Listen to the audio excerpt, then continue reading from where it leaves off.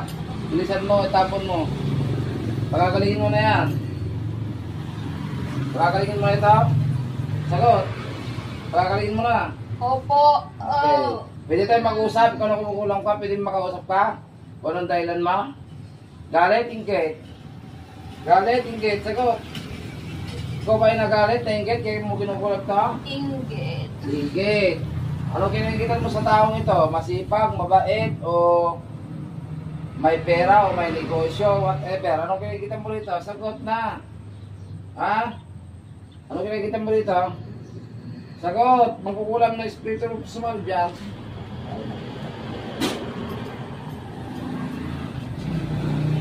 Sige.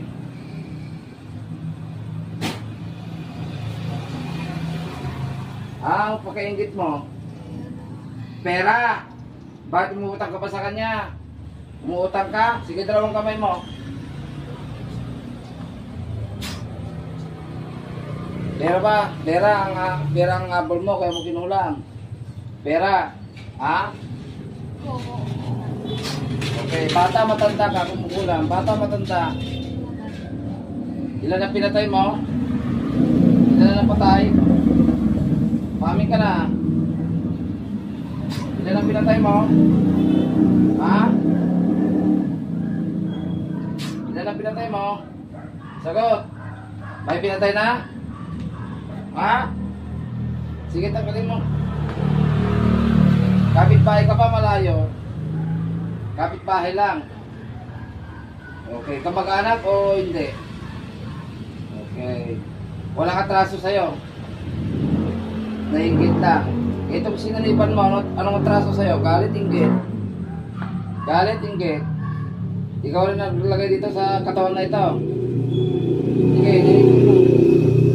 Tanggalin mo lahat ng nalagay mo dyan. Dalawang kamay mo, sige, dinisin. Sige, pagpag. Sige. Bilisan mo, ha? Agurin nyo, itapon mo lahat. Pidlat. Pagagalingin mo na ito, ha? Sagot. Ano, babalikan mo pa sila? Hindi na. Promise? Okay, ilan na napatay mo? Matandang magkukulam? Ilan na patay? Ha? Tatlo. Papatay mo ba yung isa? Papatay mo yan pag hindi nagamot? Hindi. Sige, tanggalin mo lahat. Hindi mo ito daw pinapatulog to eh. Wala kang pinakain dito, walang pinainom. Sige. Bilisan mo. Siguro din mo tatanggalin mo lahat, ha.